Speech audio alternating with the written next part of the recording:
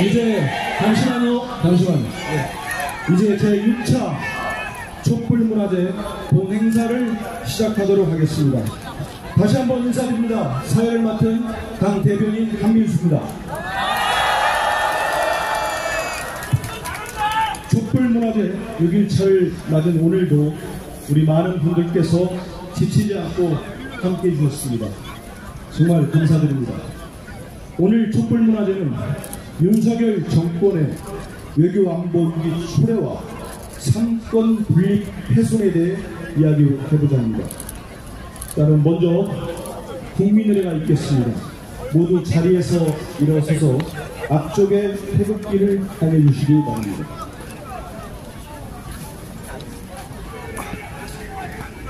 국기에 대한 경례!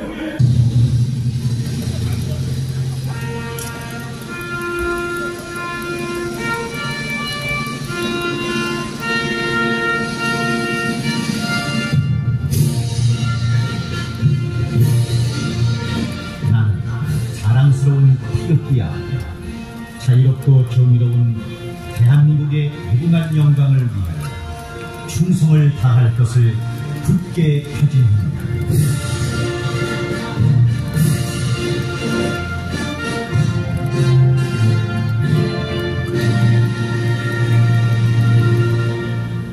바로 이어서 애국가 제창이 있겠습니다. 애국가는 1절만 부르도록 하겠습니다.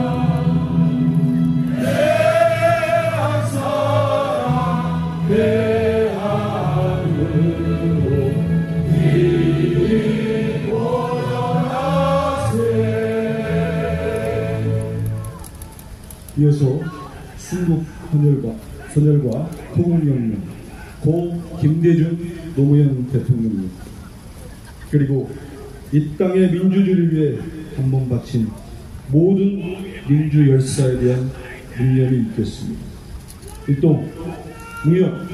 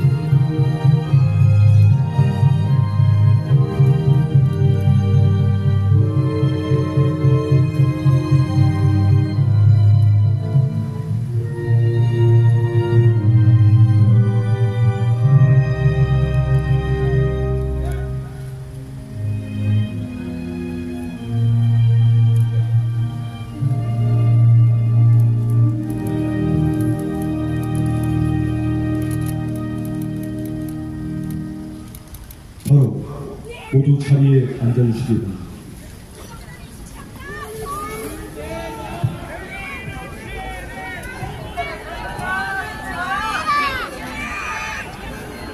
우리 애국시민 강원동지 여러분, 윤석열 정권의 무능 그릇 외교로 한반도 평화가 위협받고 있습니다. 북한의 도발은 잦아들기는커녕 심화되고 있습니다.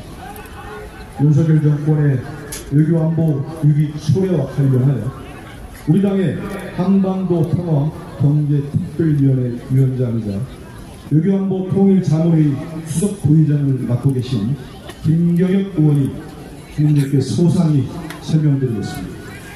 큰 박수 부탁드리겠습니다.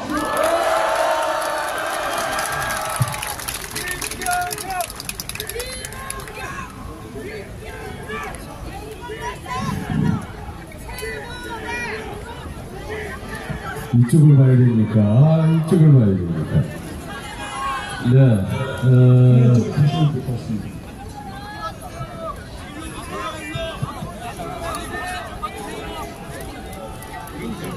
이렇게. 네, 아주 반갑습니다. 제가 그 유명한 남북경협 김경일입니다. 지역구는 부천 갑. 그런데 갑질은 절대 하지 않고 을을 배려합니다. 방금 소개하신 대로 당 평화경제특위위원장 겸 국회 평화외교포럼 대표위원을 맡고 있는데, 이거는 순전히 제가 이 분야를 잘 아는 전문가라서가 아니라 단지 이름 때문입니다. 남북경협. 네, 그렇습니다. 오늘 윤석열 정부의 외교안보 정책 관련해서 한번 좀 정리를 해달라고 부탁을 받았는데, 엊그저께 대정부 질의를 했던 내용을 중심으로 해서 간단히 한번 진단을 해보도록 하겠습니다.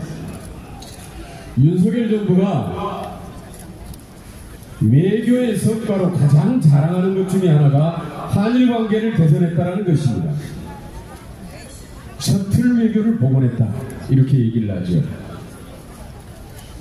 그런데 외교의 목적은 우호 협력 관계를 만들어서 우리 국익을 관철하는 건데, 아니 관계는 개선했는데 무슨 실익을 남겼습니까? 그랬더니 수출 규제를 해제해서 화이트리스트를 복원시켰답니다. 그래서 우리 반도체 소재 산업 3종 수출 규제 당했던 거 일본이 수출 규제 단행하면서 우리 중소기업들이 자체 개발했습니다. 이미 국산화에 성공했고 공급망 다변화에 성공했는데, 그동안에 일본 기업들이 오히려 수출을 못하게 돼서 아우성이었습니다. 일본 수출 기업들의 민원을 들어주고 우리 막 성장하는 우리 중소기업들 소재산업에는 타격을 가해놓고 이것이 외교의 성과라고 자랑하고 있습니다. 기가 막힐 노릇입니다. 그것뿐만 아니라 무역협회 통계에 따르면 금년 7월까지 대일본 수출이 작년 대비해서 10.2%가 감소했습니다. 25년 만에 한일 간의 경제 성장률이 역전될 것이라고 합니다.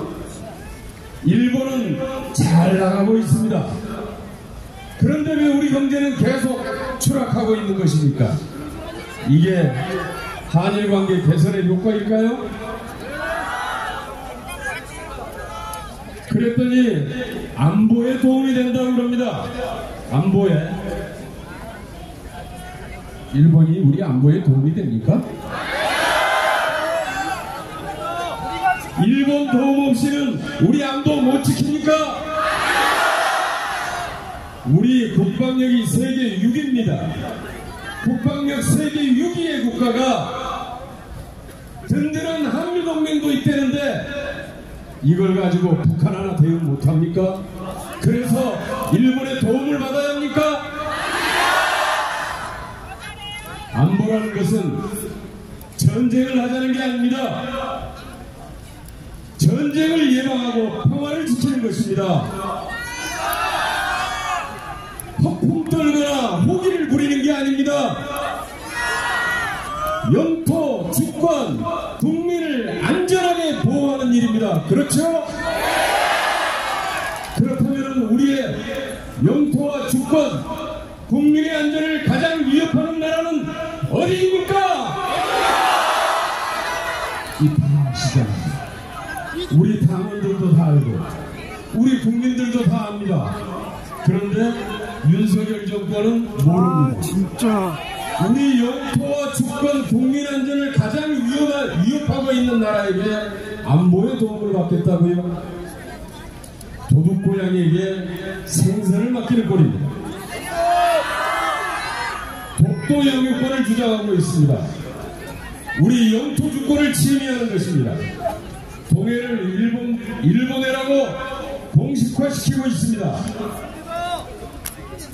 아니, 그동안에 셔틀 외교한다고 한일 간의 정상회담한 게 몇 차례인데 단 한 번도 기시다 총리가 독도 영유권을 주장해도 한마디 항의조차도 못하고 일본해라고 주장해도 이쟁이조차 못하는 이 정권 어떻게 해야 합니까?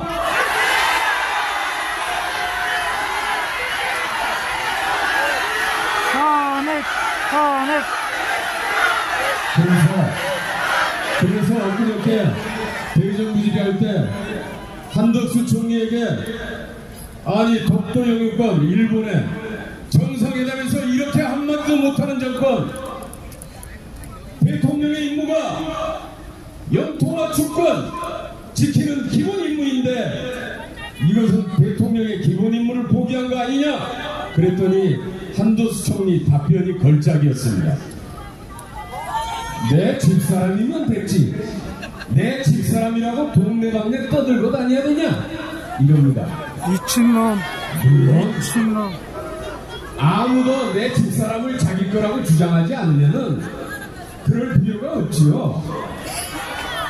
한덕수 총리 부인을 이웃집 남자가 마음대로 자기 호적에다 옮겨놓고 동네방네 자기 부인이냐, 자기 집사람이라고 떠들고 다니면 한덕수 총리는 가만히 있을 건가요? 이 윤석열 정권이 이렇게 가만히 있다 보니까 이제 동네 이장까지 나서가지고 그래 맞아, 일본해가 맞아 이러고 지금 미국이 일본해를 공식화시키는 거 아닙니까? 이러다가 애국가 가사도 바뀌게 생겼습니다. 동해물과 백두산이 없어지고 일본해와 백두산으로 바뀌게 되지 않겠습니까? 이러다가 안 된다. 여기에다가 강제징용, 손배, 손해배상권도 포기했죠. 핵폐수, 방류는 동조했죠. 방언사 인정 사과도 없었죠. 야스쿠니 신사참배를 하고 전범들을 숭배해도 한마디 항의도 못하는 정권, 이게 바로 4대주의 정권, 바로 굴욕적인 정권, 윤석열 정권의 외교의 현실인 것입니다. 두 번째 외교의 성과로 내세우고 있는 게 한미일 협력을 강화했다, 이렇게 자랑을 합니다. 그래서 한미일 협력을 강화해서 과연 우리는 무슨 이익을 얻었습니까? 이랬더니 확장 억제를 강화했답니다. 그래서 도대체 무슨 확장을 억제했습니까? 북한의 미사일 발사가 문재인 정부 5년 동안 26회였는데 지난 윤석열 정부 1년 동안에 무려 30회, 문재인 정부 5년보다 더 많아졌습니다. 거기다가 지금 북한은 지금 핵 가상훈련을 시작했습니다. 거기에다가 비핵화가 조금이라도 진전된 게 있습니까? 문재인 정부 때는 그래도 풍계리 핵실험장이라도 폐쇄했고 동창리에 ICBM 발사대라도 해체시켰습니다. 지금 한미일 공조 강화해서 확장 억제를 강화했다고 하는데 과연 무슨 확장을 억제했다는 것입니까? 실제로 확장을 억제한 건 한국 경제의 확장을 억제했고 한국 수출의 확장을 억제한 거 아닙니까? 한미일 구도는 북중로 공조를 강화시킵니다. 그래서 북한이 ICBM을 발사해도 이제 유엔에서 추가 제재가 불가능합니다. 유엔 안보리에서 중국과 러시아가 반대해서 더 이상의 대북 제재가 이루어지지도 않습니다. 거기에다가 이제 북중로 연합군사훈련을 시작한다고 하지요. 여기에다가 러시아의 첨단 미사일 우주 기술이 북한으로 이전될 수 있다고 합니다. 과연 이렇게 된 것이 우리 안보에 이게 한미일 협력을 강화한 게 결국은 우리 안보에 도움이 됐습니까? 아니면 더 불안해졌습니까? 한반도의 긴장이 고조되고 전쟁 위기가 점점 더 고조되고 있습니다. 외교의 실패가 바로 안보의 실패로 이어지고 있는 것입니다. 그런데 이 한미일 공조를 통해서 미국은 대단히 큰 이득을 얻었습니다. 뉴욕타임즈에 의하면 미국의 꿈이 실현됐다고 합니다. 이 뜻은 한미일 공조 강화를 통해서 미국은 대중국 보위망을 구축했고 이 과정에서 동맹국들의 기업을 빨아들이듯이 흡수해서 자국의 공급망을 구축하는 데 성공했습니다. 그래서 작년 IRA법 반도체 칩법이 발효된 이후부터 금년 8월까지 미국이 유치한 투자 규모만 무려 300조. 이거는 영국 파이낸셜 타임즈가 보도하고 있는 내용입니다. 300조 원의 투자를 유치했고 여기에 한국 기업들이 투자한 게 133조.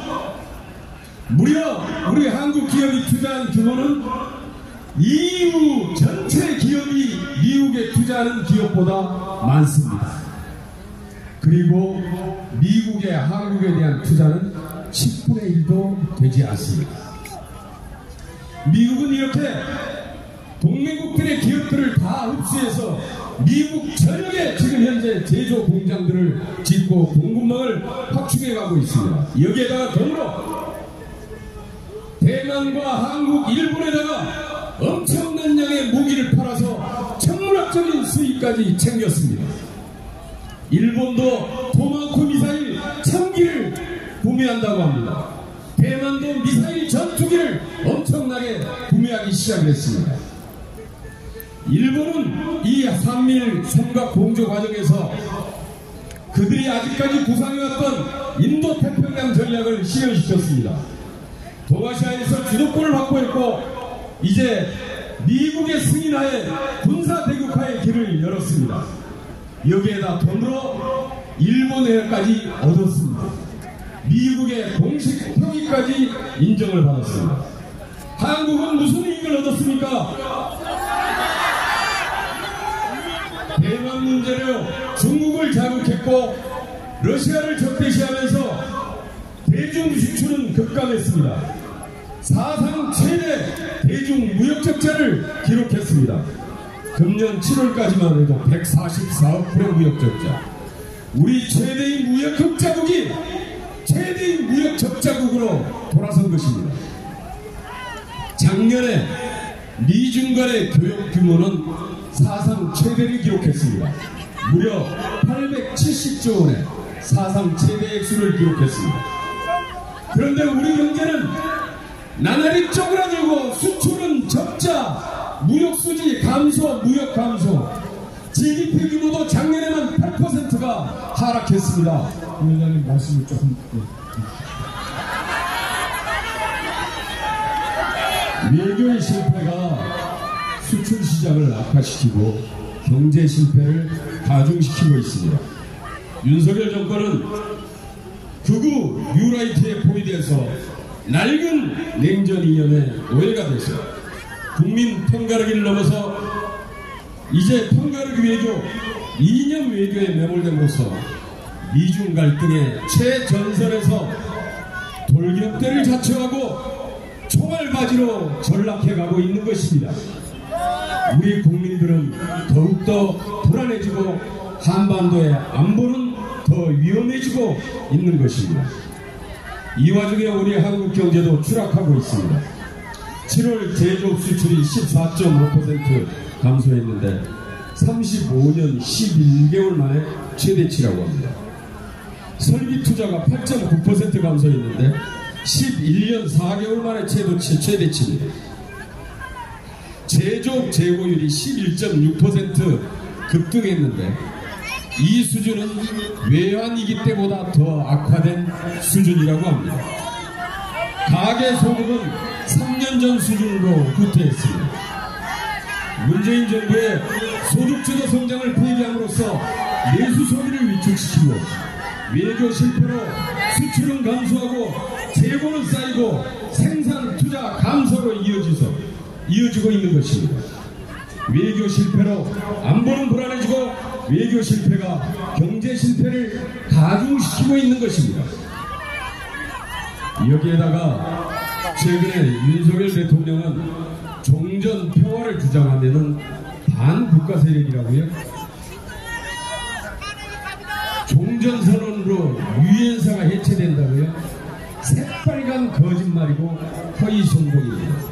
그거는 지금의 정전협정과 종전선언 그리고 평화협정 자체를 전혀 잘 모르고 있는 겁니다. 지금의 정전체제는 종전선언으로 평화협정이 체결되기 전까지는 그대로 유지가 되고 역시 네. 잠깐만, 의원님 말씀, 마무리 말씀 듣겠습니다. 잠깐만. 그렇지 않습니다. 종전선언으로 유엔사가 해체되지 않습니다. 정전협정을 평화협정으로 논의해가는 시작입니다. 그리고 평화협정으로 개최될 때까지는 유엔사도 역시 존재합니다. 제가 21대 국회 174명 의원들의 발의 서명을 받아서 종전선언 촉구 결의안을 발의했는데 국민의힘의 반대로 지금 논의조차 안 되고 있습니다. 금년 3월 1일 달에는 미 연방의회에서 한반도 통합법이 발의가 됐는데 35명의 연방의원들이 지지 서명을 했습니다. 작년 1월 달에는 프랑스 상원에서 한반도 종전선언을 촉구하는 지지 결의안이 만장일치로 통과됐습니다. 그럼 이들이 모두가 다 반국가 세력이란 말입니까? 그렇다면 진짜 반국가 세력은 누구입니까? 국가 구성의 3요소 아까 말씀드렸던 영토, 주권, 국민을 포기하거나 훼손하거나 위협하는 자가 바로 반국가 세력 아니겠습니까? 외국 정보기관으로부터 도청당하고도 찍소리 한마디 못하는 정부, 주권을 포기하는 게 아니겠습니까? 독도 영유권 일본해를 주장해도 묵인하고 있는 정부, 영토 주권을 포기하는 거 아니겠습니까? 강제징용 손배권을 박탈하고 오염수 방류에 동조하고 피해 보상까지 포기하는, 국민을 포기하는 정부가 누구입니까?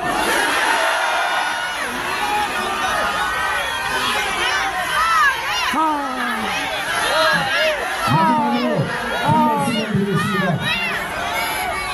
오는 10월 4일 런던에서 IMO 국제회사기구 총회가 열립니다.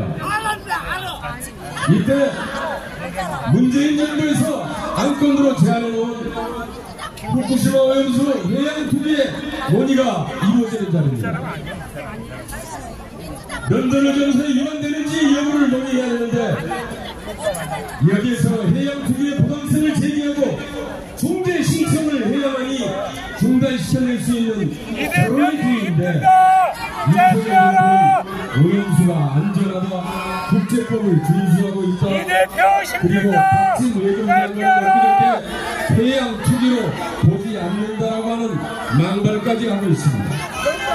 이런 상태에서 IMO 총회에서 과연 중재 절차를 이행할 수 있겠습니까? 자, 우리 이번에 IMO 총회에서 후쿠시마 오염수 해양 투기를 중단시킬 수 있는 절호의 기회, 바로 중재 절차를 이행하도록 촉구하는 것입니다. 제가 마지막으로 구호 한마디 하겠습니다. 후쿠시마 오염수 해양 투기 중단을 위한 IMF 총회 중재 절차를 추진하라! 네, 감사합니다. 네, 감사합니다. 김영훈님께 다시 한번 큰 박수 부탁드립니다. 윤석열 정부의 난국입니다.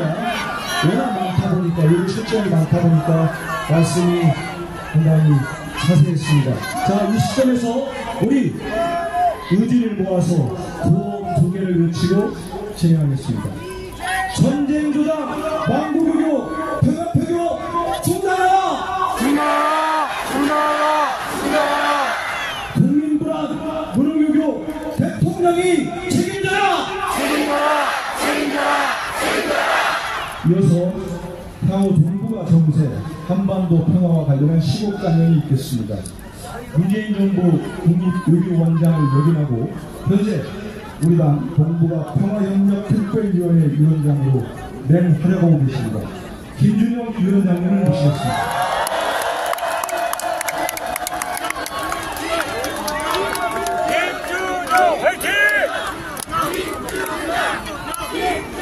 안녕하십니까, 김준영입니다. 오늘 동북아 정세에 대해서 부탁을 받았는데 김경희 의원님께서 너무 잘하셔서 더 길게 하셔서 저는 아주 짧게 말씀드리겠습니다. 답답하시죠? 저도 자다가 식은땀이 나서 깨는 지 한두 번이 아닙니다. 오늘 외교 실정에 대해서 말씀하고 있는데 제일 걱정하는 게 뭡니까, 여러분? 전쟁 걱정만 하고 다 걱정이 됩니다. 그런데 반드시 찾아와야 될 정권이고 권력이지만 받아왔을 때 너무 망가져서 회복하지 못할까봐 걱정하시죠.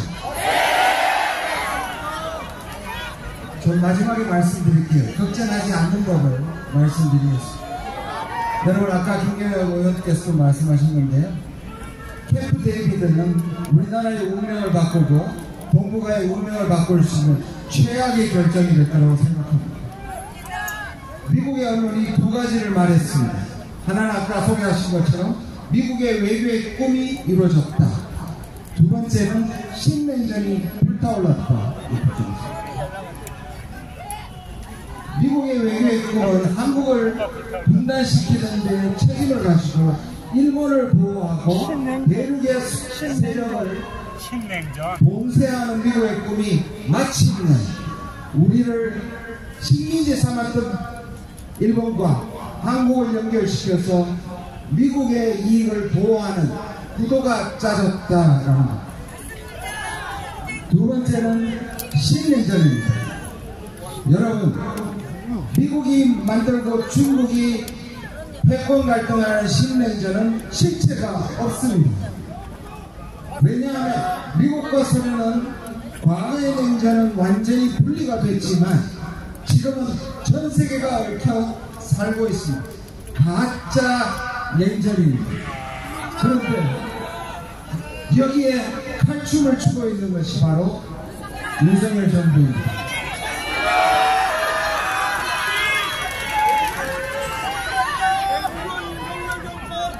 미국의 정치사회학자인 찰스 피니는 이렇게 얘기했습니다. 마치 국제정치는 조폭의 세계와 같다. 큰 두목이 있고 중간 보스가 있고 행동대장이 있다. 자, 한미일 동맹도 안 될 말인데 어딘가 그려지는 그림이 있으시죠? 미국이 최고 보스고 중간 보스를 일본이 하고 우리는 행동대원이 되고 있습니다. 이것을 자임하고 있습니다. 여러분, 영화를 보시면 두목 둘이 싸우다가 두목은 뒤로 물러서고 그죠? 쳐서 나가서 다 죽잖아요. 자기들은 뒤로 빠진단 말이에요. 그리고 캠프 데이비드 갔다 와서 한 말이 있습니다. 한국은 기회가 많아졌고 더 안전해졌다. 그런데 그날 오후에 뭘 했습니까? 민방위 올렸습니다. 며칠 전에 서울 상공을 말하지도 않고 전투기가 날았습니다. 한국은 안전해지지 않았습니다. 우리가 신냉전의 돌격대가 되고 있습니다.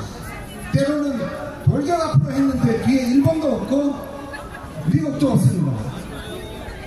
여러분, 지금 정부는 한 50년의 역사를 뒤로 돌리는 것 같습니다. 50년 전이 언제입니까? 70년대입니다. 그게 왜 반민주로 가시는지 아십니까? 이들의 목적이 외교가 아니라 전쟁이기 때문입니다. 전쟁, 냉전도 전쟁입니다. 그래야 기득권이 보호를 받기 때문입니다. 그래서 미국의 돌격대를 자처하고 일본을 보호하는 방패가 되고 있습니다. 저는 이렇게 삼국이 똑같은 이념이 된 적이 없었던 것 같습니다. 미국의 네오콘과 일본의 극우와 지금 뉴라이트가 세계의 평화를 해치고 있습니다. 문제는 이 땅에서 벌어지는 겁니다. 일본은 되돌릴 수 있고 미국도 되돌릴 수 있는데 그때는 한반도가 파괴된 이유입니다. 그래서 우리가 걱정합니다. 여러분, 왜 외교가 반민주가 되는지 아세요? 우리나라는 위대한 민족입니다. 민주주의의 최고의 적은 분단이고 전쟁입니다. 분단과 전쟁을 내세우면 민주주의와 우리의 권리를 양보해달라는 논리를 우리는 그런 독재를 겪어왔지 않습니까?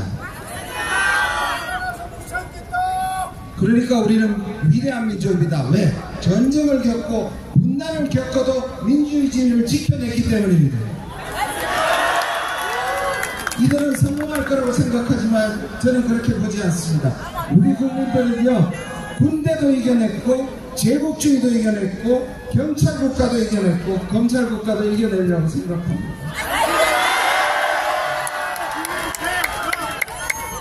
여러분, 한 가지 희망적인 말씀을 드리고 싶습니다.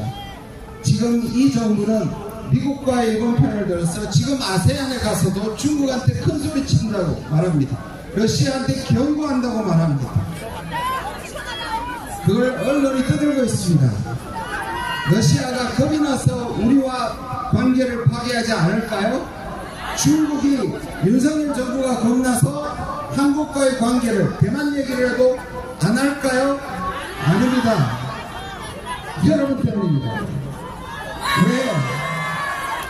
이 정부의 외교가 우리 국민의 뜻이 아니라는 걸 중국과 러시아가 알기 때문입니다.